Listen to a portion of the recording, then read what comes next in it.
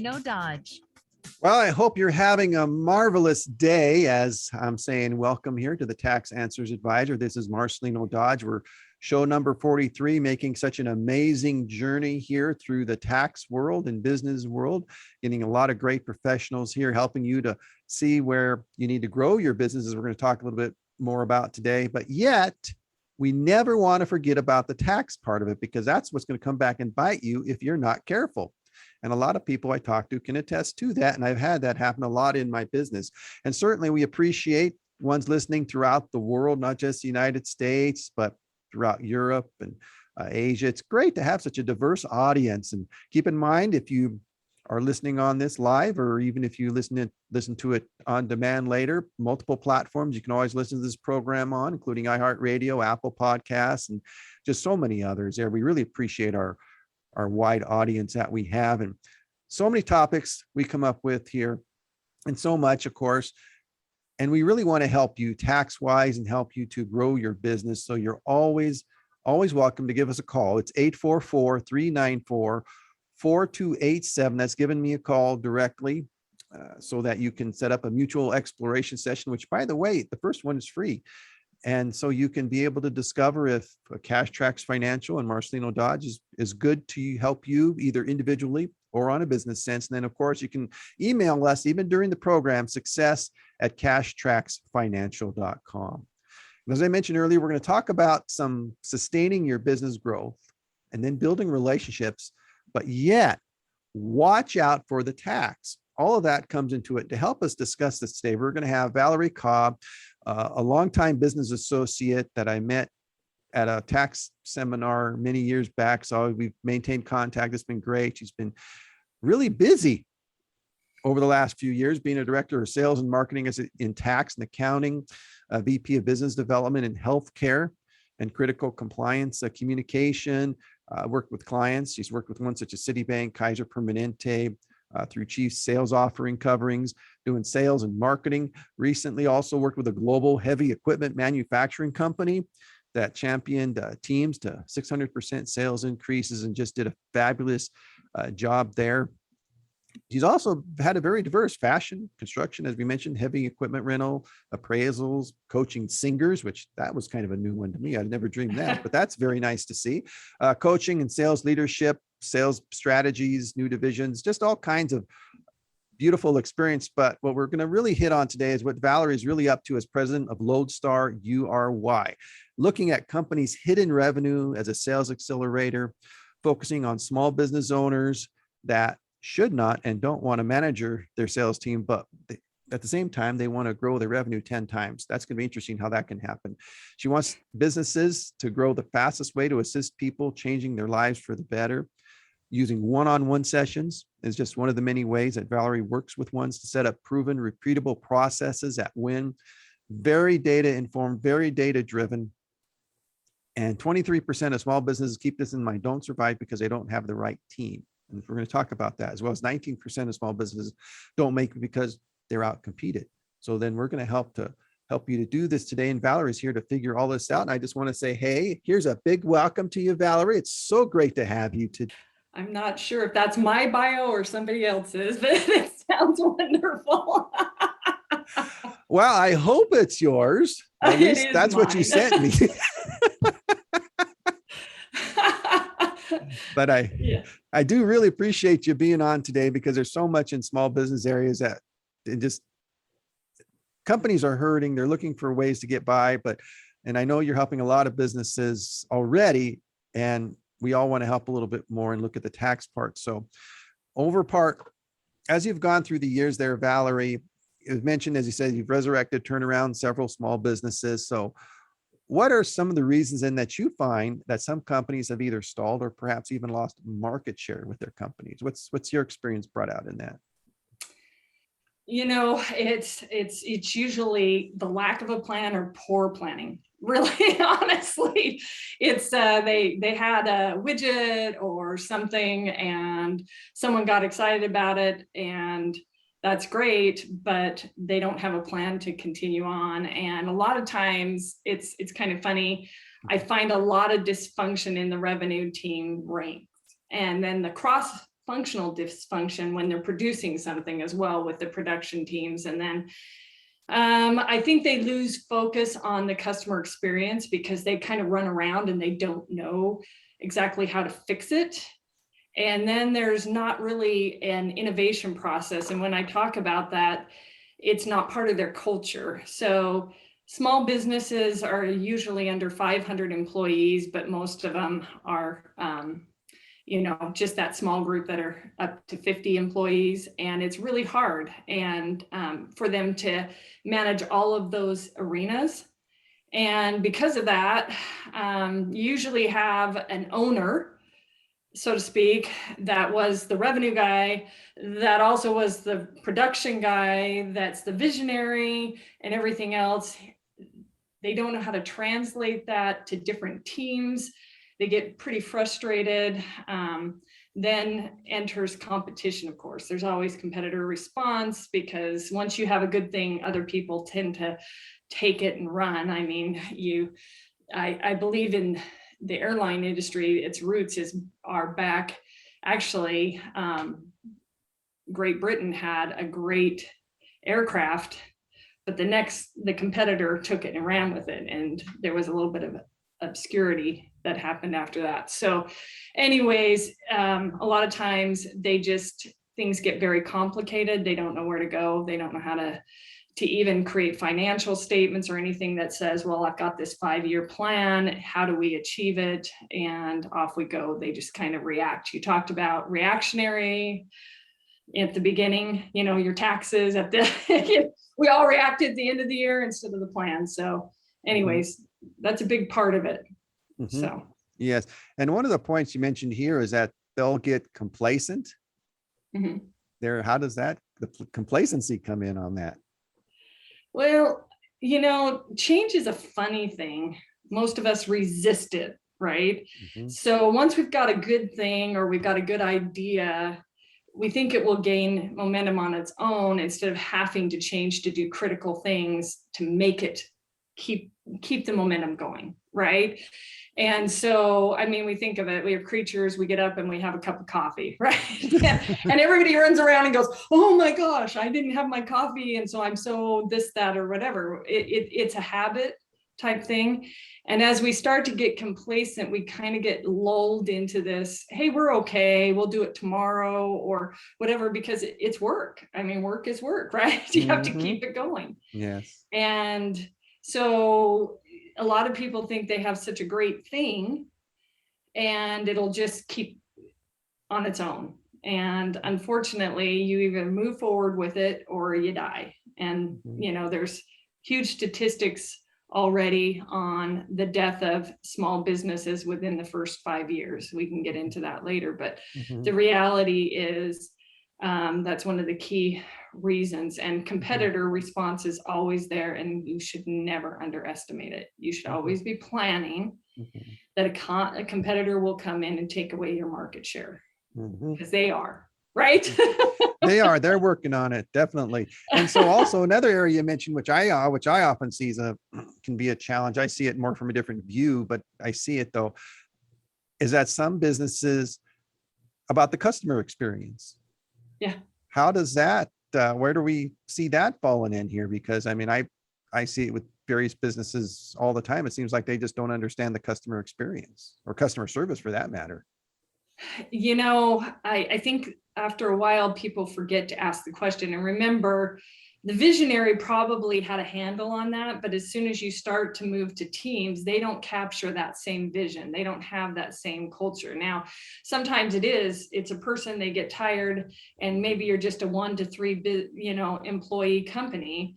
And that person just gets tired. First of all, they get tired and they get beaten down because customers can be demanding, right? We've all dealt with that, especially on the revenue side, because you're facing that customer and you get told no a lot and some of those things. So you start to get a thick skin. So, but I think a lot of it is being able to set up an organization that can capture what the original visionary had in mind. And that's usually part of the success to begin with. And then ongoing, setting up a process of constantly surveying. And people are like, well, I want to send out a survey monkey, or I want to send out, but you've got to be able to get customers in a format where they're very comfortable giving you genuine feedback on how that is. And then you've got to roadmap that experience, right? You've got to create a journey of what that is once you've gotten all that feedback. And I traveled the globe just for new product development, just asking critical questions. What do you like? How do you like this? And being over some service teams, a lot of times they're afraid to ask the customer that question because they might get a response they didn't like. And it's like, that's okay. That means you get to grow, and we get to know what we need to do. And at least they were willing to talk to you about it, right? And then take their feedback and map that journey, and you're not going to please all of the customers, but you will begin to have a following that then starts to blog about you, then starts to grow your own business for you anyway. So it's very important to not forget that the customer is the one that actually made you a success to begin with, right? Yes, So, definitely got to keep that in mind, because we've all seen how some companies started off, service was great, everything was going wonderful, something changed or ownership changed or whatever, and all of a sudden the service just kind of went gone, or it's just not at the level that it once was. And so then those companies kind of start going, they're not as successful. So anyway, so let's keep in mind, customer service is important, getting those questions answered, even if you don't like what the answer is going to be. So that's good for any size business, frankly. Just, that's how you can grow. So then, as we've identified many of these items here that are of concern, then how then does Valerie come in and fix the problems and turn these ones around then, once all these are identified and we see all these issues? And nobody loves this answer, but the answer depends. Honestly, you got to get at the root of where any dysfunction is happening, right? So you've got to be able to take a good look under the hood. And usually when I go into a new company, and it did sound a bit like I had ADD with all the companies I've been at, but like I said, I love business because it changes lives faster than anything else, right? And I'm just always curious. And so I think some of that curiosity has translated into asking good critical questions. So first off, I typically will go in and I will discover and just be open-minded. I'm discover where the pitfalls are and work on 2 or 3 things that we can get the most traction the quickest. But we need to be able to discover, we need to be open, we need to be able to then create your actual plan that I talked about at the beginning. It's a plan of attack. It's your 1, 3, 5-year plan. And, change, people don't love it. So you've got to be able to create that plan that's realistic, that's genuine, and then that you're willing to follow, right? You're going to have to amend and change, and I get that.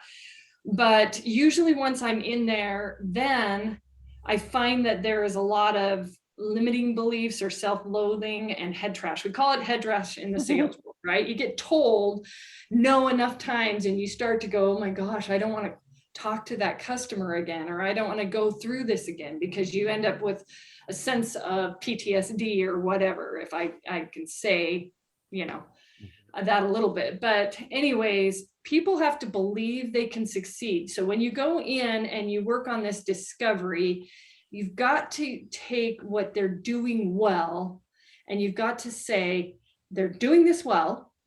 Now let's add a little bit to it and make sure they understand that this isn't an attack. When you're going in change management, it's not an attack. It's I've got a growth mindset, come along for the ride. And, and if you don't, what happens is, like when I talk about head trash, well, the competitor's better. Mhm. if I had the bandwidth of a larger Fortune 500 company, or if I did this or that. And then you also have to get rid of those excuses. So Mhm. by getting rid of the self-loathing or limiting beliefs, you get rid of the excuses. There's a great book out there called Extreme Ownership. I love it. There's a lot of stuff around it that I'm not going to get into right now. And it's by a Navy SEAL. And it, and trying to own part of what that is. But if you, and then once you've got them believing they can do this, and those first three things, because that's the other part, is a lot of them try to bite off 500 things, because you're a small company, you wear a lot of hats, you're trying to bite off everything. And so you've got to make sure that the plan is not an ego-driven plan, right? You've got to make sure that they can actually take it from X to Y by when. There's a great book called 4 Disciplines of Execution out there. It's a Covey book. I think it's Sean Covey.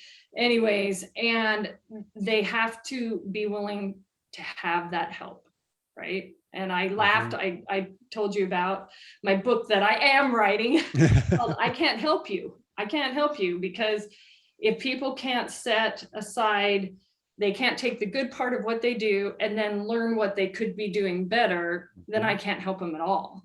Right? That's they have to want to do that. And we say wanna because they've got to wanna. Yeah. If they don't, some of those team members that don't probably don't need to go along for the ride as well, which is also hard, because when you go through change management, that also means that there are people in your culture that are not going to go along for the ride, or they're not in the right seat, and you move them around, and things like that. So I'm a big proponent of Brene Brown. She talks about vulnerability, which is the moment right before courage. So we have to exhibit that kind of behavior before we can uncover and move forward, right? So we have to say, start to be vulnerable. There's no dumb questions. That's real. That, because people get scared. If I ask the wrong question, boy, it might go on social media and it might be broadcast, or whatever, right? Or if you say, well, this is hard for me, then they might think they're weak, right? By saying that.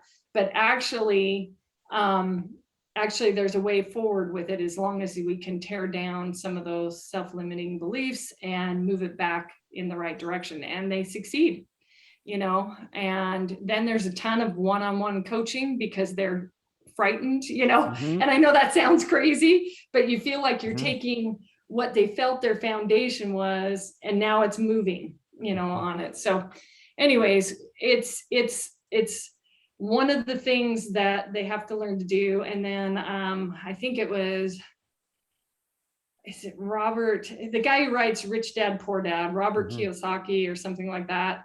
He has the guy, the author, that asks him what he should do. And he says, go take a sales course. Right.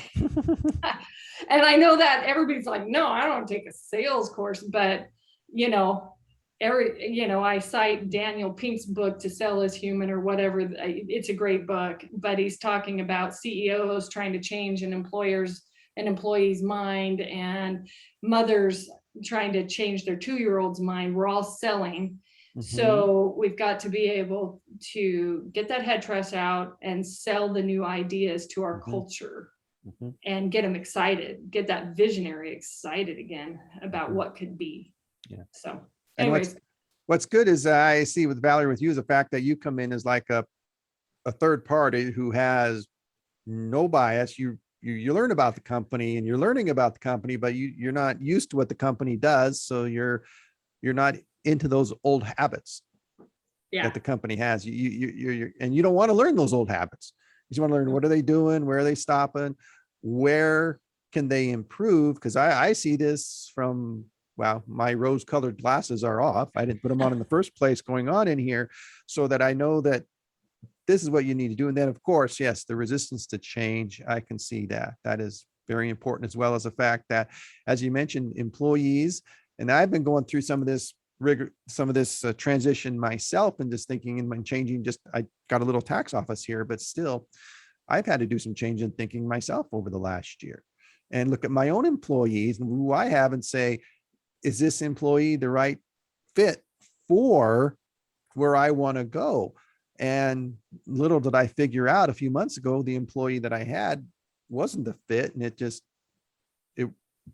they actually chose to leave on their own, which ended up being a good thing after I thought about it, because like I needed a certain type of employee to help me reach where I'm going. And certainly whether you're a small 2-person office like what I have, which wants to grow a little bit, you got to have the right person, which is, and the companies that you work with, you're talking about, it's the same difference. You got to be able to move people around. And if they don't fit well, or they don't want to change or adjust, then you need to move on. And then of course the tax part comes in there later on. But anyway, we see all that, how all that fits in. So then some of those areas that you mentioned, because sometimes the larger companies, well, I should say the smaller companies sometimes and you said some of the reasons, some of the things that they'll say, well, if I only had this of the large company, or I had this or that, or whatever, the larger company, I could do better. But when you really think about it, do the large companies have an advantage? Is that a valid reason? What's your take on that?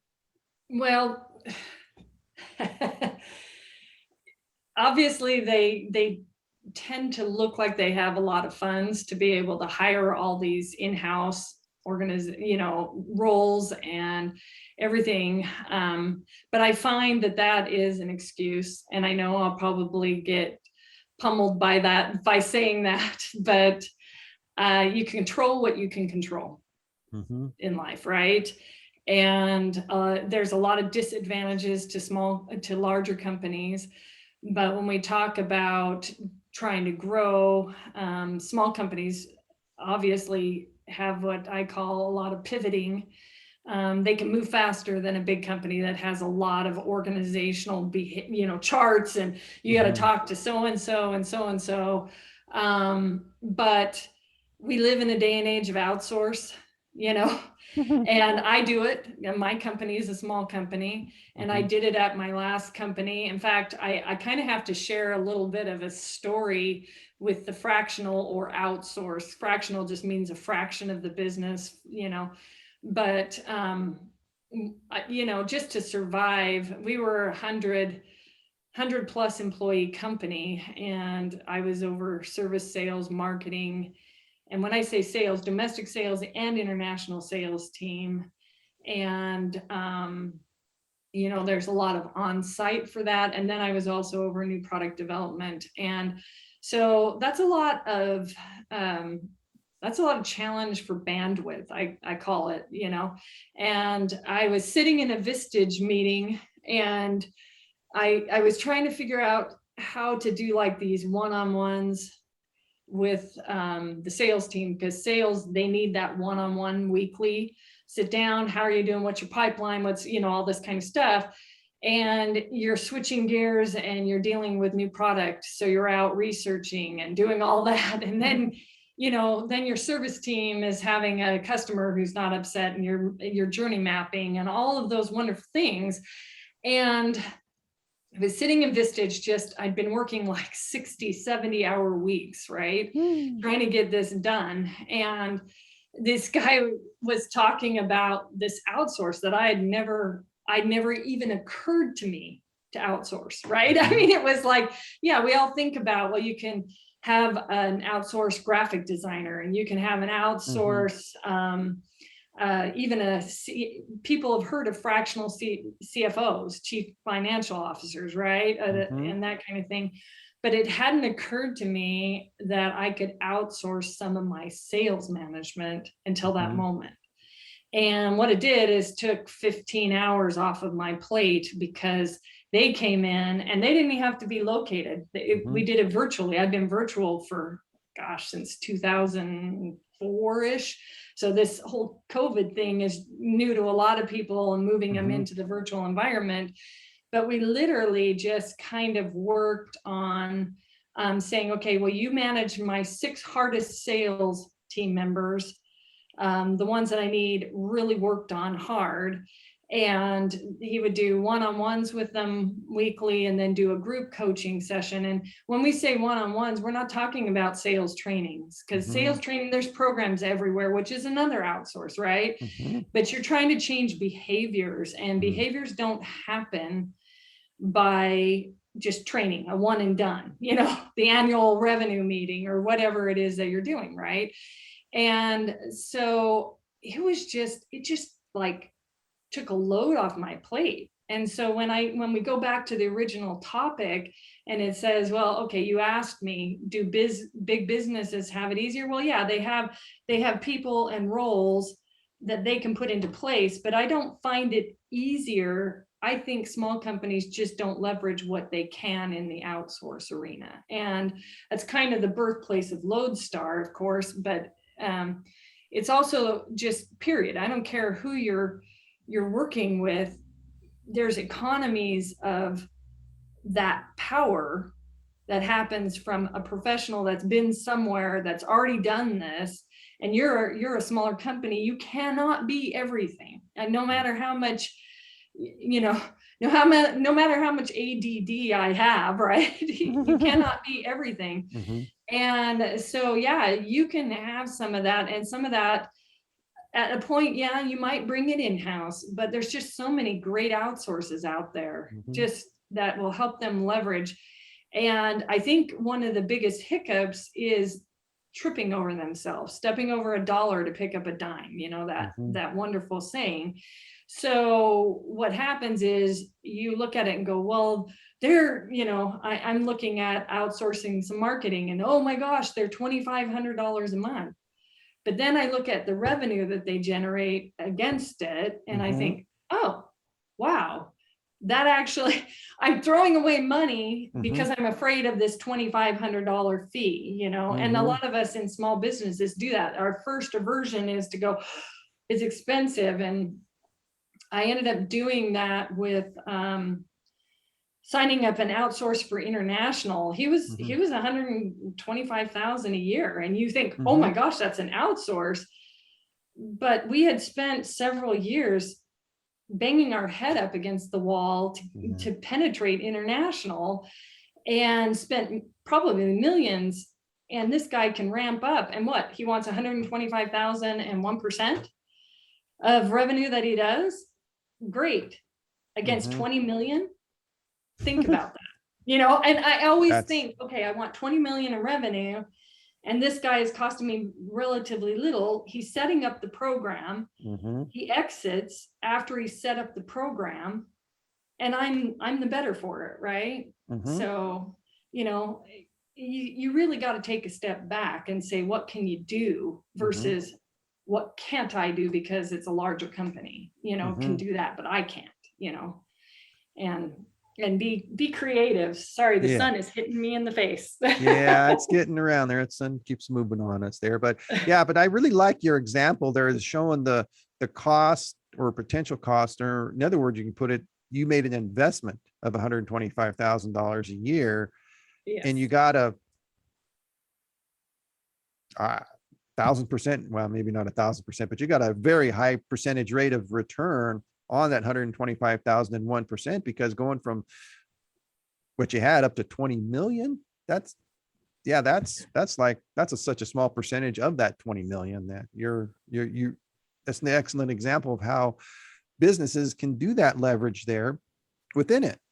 And it relates back to not just what you're talking about in business and sales. It can even go into the smaller businesses like that I work with, and just trying to leverage using what I do as a tax professional, not just at tax time, but throughout the year, to help them to leverage these things. And because one of the big things going on in some of the areas I work with is like being a virtual CFO for some companies, by helping them with their accounting and stuff. And what most businesses don't realize, they look at what, like, I may charge for something like that, but they don't realize that, what you're paying me to do that is probably less than what you'd pay somebody in-house to do it. Plus, you don't have to pay the payroll taxes, at least in my case. That's true.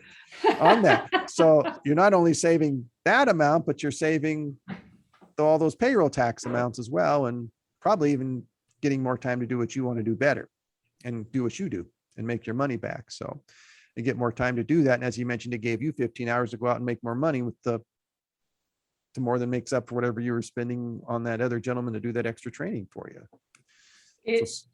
Yeah, definitely. Yeah. Definitely. So then why don't more people do outsourcing of various things, do you think? I think that sometimes they don't realize that there is something like that out there, right?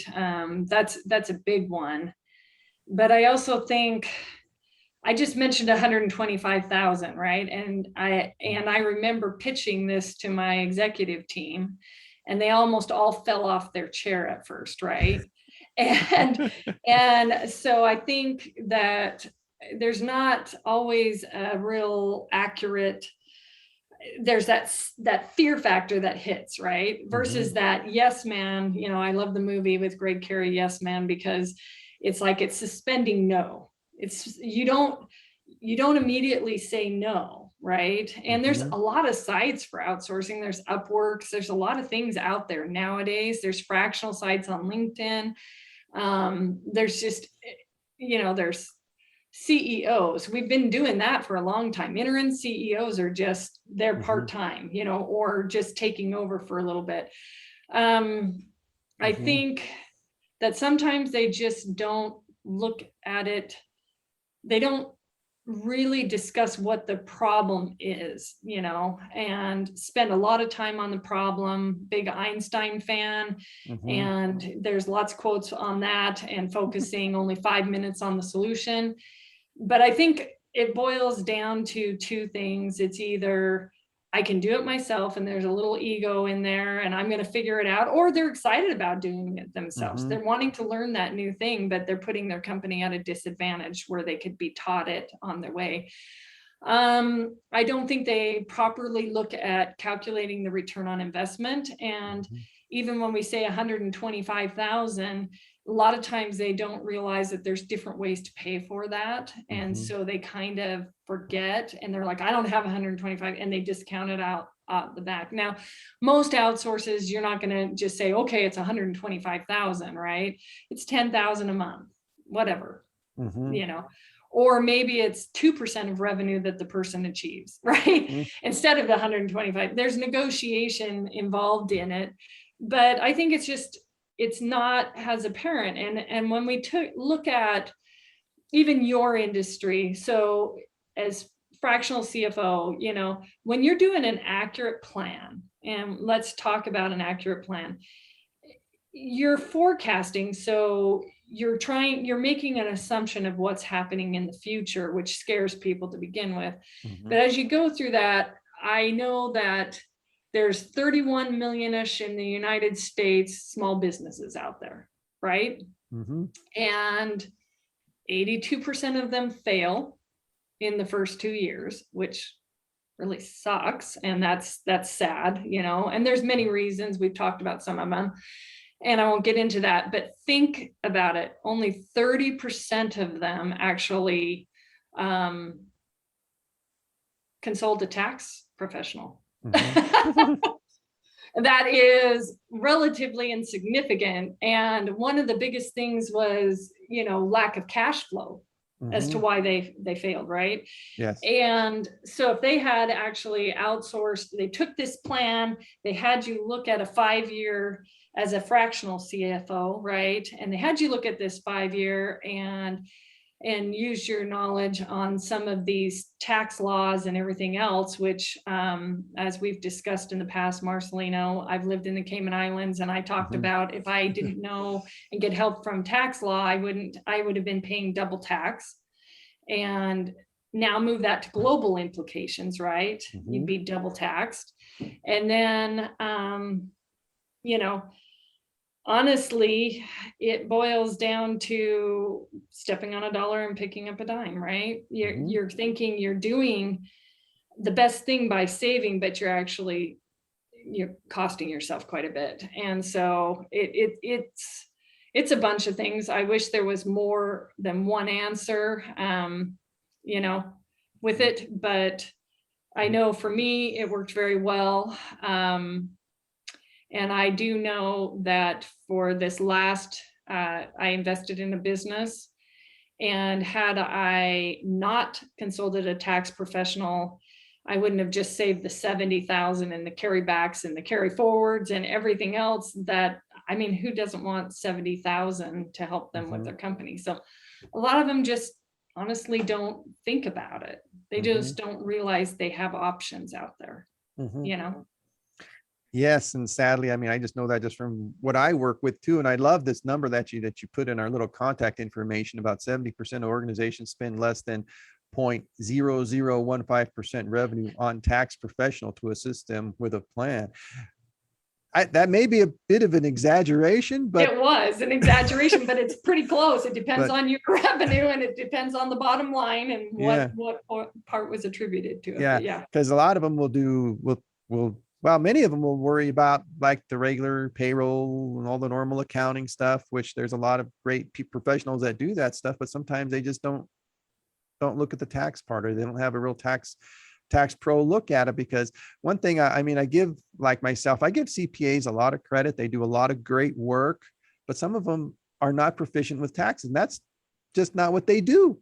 Some of them just focus in a lot of other areas beside tax. And so that's where either getting an enrolled agent or a CPA to help you with, focuses more on the tax area to help them, can definitely help them in these areas to look at all the various pieces and parts as far as United States tax is concerned. And then, as you mentioned earlier, is that if they're doing internationally, they need to find a tax pro for whatever country they're working with, because once again, as you mentioned in the Cayman Islands example, let's not be paying double tax here. And I'm sure there's tax pros, and you mentioned one that helps with some other countries that you've spoken to on occasion. So yeah, that's a definite part of it that people need to keep in mind. And whether you're doing local, whether you're doing just national within the United States or internationally, the tax pro, whether it's US tax pro or a tax pro for whatever nation that is, you got to have that to make those proper adjustments to be able to do that. And then,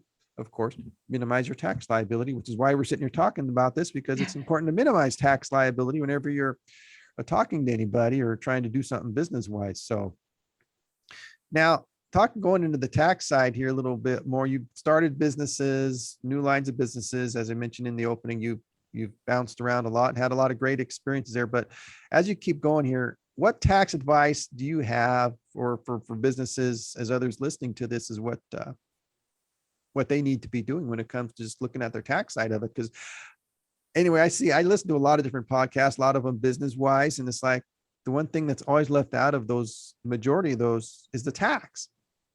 None of them ever talk about the tax. They talk about doing, and they're doing great things. They're talking about great things, and they probably don't talk about tax because they're not tax professionals, which is understandable, but sometimes it's not always mentioned or at least brought out. But from your standpoint, what do you feel that ones really need to be thinking about when it comes to taxes? Well, I think when it comes to taxes, like I've already said, I think that we need to focus on really making sure we get in and do that early on. Get with a tax professional. It's not that expensive, first of all. We've discussed that. And I guess for me, one of the huge things, and once again, the sun is kind of just killing me here.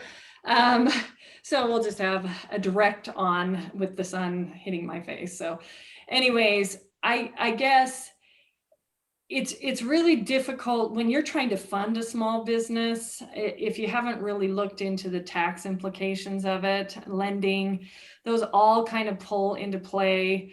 And honestly, they're just as much of the financial plan as anything else. So I know where the fees go, right? So right now I'm a licensee of Sales QB. That's just for the sales management part of it. And I need to know where those fees go. Okay. So let's talk about the United States tax law, all right? even IRS agents don't always have the answer. Marcelino, you and I have both called in Mhm. back in my former day, even on like the EIC or whatever, right? And that's not necessarily the small business, but we call in and they'll like, well, I've got to source the code.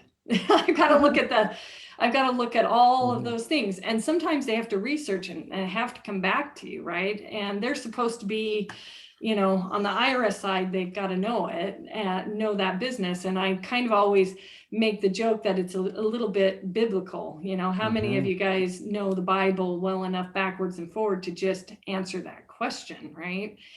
And for me, it was always, okay, also, when can I hire additional employees? What do I have to do with those employees? How do they get taxed? What implications happens to my bottom line with those employees, right?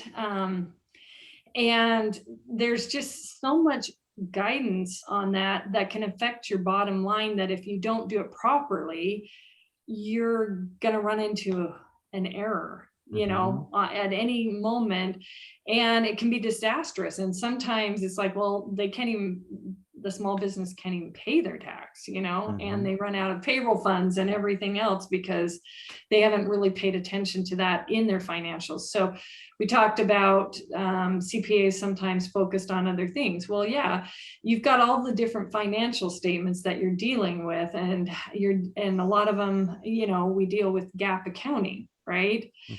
But then when it boils down to tax accounting, right? Where does it go? How does it work? How does that help me next year? What are the credits that I might be able to take that you might not hear? Because how many of us sit on the edge of our seats knowing, you know, watching any of the posts from the IRS? I mean, most of us avoid the IRS as much as possible, humanly possible. I feel bad. Sorry, I said it, you know, but we get a tax letter and we're like, oh my gosh, what do I do with this? Because once again, it's like a needle in a haystack of biblical proportions, right? And I just think that a tax professional can review your financial plans for the 5 years, and they can make good adjustments to it to say, yes, but if you do it this way, you'll be able to save here, so that can help you with the next year, you know. And then it gets to a point that you can focus and be confident that you're meeting whatever is needed in the country you're in. And right now we're in the United States, right? But whatever's needed in the country that you're in, so that it's sustainable. You can keep growing and you're not having to worry about it. Because let's face it, there's only two things certain in life, and that's death and taxes, right? And so no matter what happens, you're going to end up paying some taxes somewhere in some country. And I just feel like if you're cutting off part of, if you don't include taxes as part of your growth strategy, you're missing the boat a little bit there. Not a little bit, you're probably eventually sinking, because you're going to want to have taxes.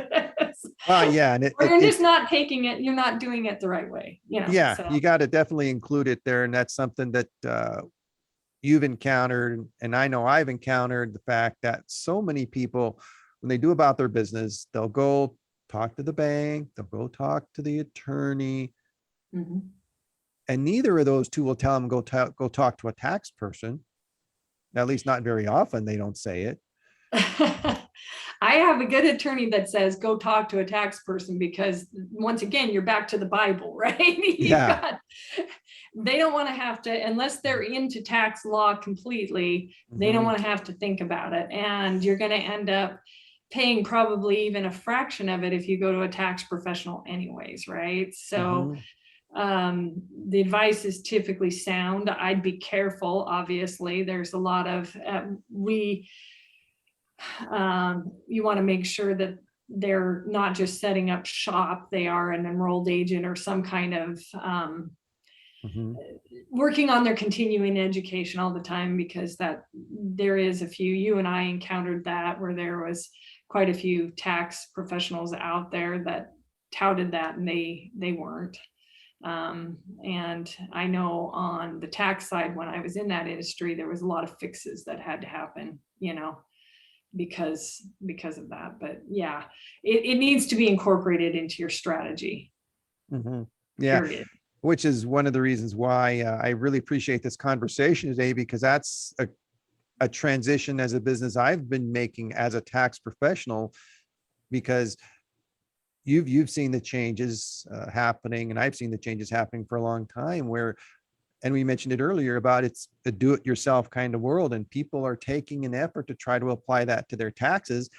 And unfortunately, some tax software companies are doing that as well, Yeah. are actually working that way. And so I've myself, in a lot of these areas that you mentioned there, am working to help businesses, not just during the tax season, but trying to work on helping them year round, develop these strategies, help them to understand that if you do this now, this is going to help you in the next few years. Because one of my biggest challenges that I have, one of the biggest things I always look at is everybody wants to write everything off, some equipment off or whatever, in the year they buy it.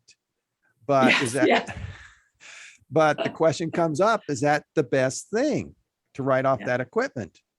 Well, let's go back and take a look. Sometimes I do, sometimes I don't. It just depends. And I always explain to them, because this year, you don't need so much of a deduction this year. Let's not write off this equipment, because you're looking good here up to this point. But then for next year, you may need more of a write-off. So you may need some, because you're still going to have that equipment for 5-6 years, whatever the period is. So you may need that a little bit more write-off for the following year. So let's not write off all the equipment. Yeah, you made cash for it, but you still may need the deduction. So that's where having the tax person in mind, just thinking I'm going to write everything off. Well, we don't know that. I mean, I tell people, I don't know if you're going to write it off.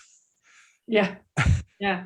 I need to look at your situation. I need to look and see what's going on, because I don't know if that's what's best for you or not going forward. Yeah. So, Well, and you're genuine, Marcelino, and that's one of the things that's very important, especially when you're outsourcing, because there is the whole buyer beware out there, where there's a lot of promises going on from outsources that they don't deliver. And it's the same thing in Lodestar. I have to look at this situation, right? I can't say that it is your sales team. I can't say it's one thing or the other till we've looked at the situation. And some are fearful that you're just trying to sell them something, right? And that is, I would probably, if you felt like you were being sold to, then that's probably your first spidey sense, right? The genuineness is gone. It says, no, something's up here. And you are, if you really love what you're doing and you're trying to help people excel and move forward, then that discovery of what you're talking about, what you don't know, right? I don't know if you should write this off. I mean, we got that all the time in heavy equipment, because it's a $500,000 piece of equipment for construction, right? So that's a big deal. Do you write it off? And a lot of the small businesses did it anyway, and they didn't even take delivery of it, right? By the end of the year. So you had people doing stuff like that because they just didn't understand. And then you get in all sorts of tax problems and laws. Eventually you get audited. That scares me, because I had that argument with a client. That was a few years ago. They were trying to write off something because the person who sold it to them says, well, yeah, you can write this off. And I'm like, do you have it? Is it in your business? They said, no. I'm like, well, you can't write it off because it's not in service. You don't have it. Just because you paid for it, you got to have it. So those are some of the things why you got to talk to a competent tax professional about, not just do it. But anyway, Valerie, how does one reach you in Lodestar? Well, it's an interesting thing. I'm on LinkedIn. There's a Lodestar page there. And I am also on Facebook. There's a Lodestar page there. You can chat on Facebook. I connect with pretty much anyone in the globe on LinkedIn because I love to hear what their stories are, period. So send me a connection request. Make sure that you send a connection request with reasoning instead of just, whatever. And you can also contact me at vc@lodestar, LODESTARURY.com. Lodestar is a guide. That's the actual term, or muse. And it is, I can tell the story behind it another time, but that's a great way to get to me. You can also reach me at 909-767-2330. You can text that as well. That's a great way. And I just would love to discover and grow with anybody who wants to have a conversation on that subject. Okay, great. Thank you, Valerie. Really appreciated all of your insights today. I always enjoy having special guests like you, because I always learn something in these sessions. It always helps me to grow as a business myself, and where I need to maybe make an adjustment, even as a tax person there. But again, we want to thank you, and we thank everyone for being such good listeners today. And anything come up today you want to talk about, or on any show that you've talked about, you can always email me. It's success@cashtracksfinancial.com. My phone number, 844-394-4287. Be happy to talk to you. Of course, you can also schedule your free mutual exploration session at cashtracksfinancial.com. Again, it's so wonderful to have everyone listening today to the Tax Answers Advisor, and we'll look forward to speaking to you once again next week, every Thursday, 9 a.m. Pacific. And again, a warm thanks to all for listening to the Tax Answers Advisor with Marcelino Dodge on the Voice America Business Channel.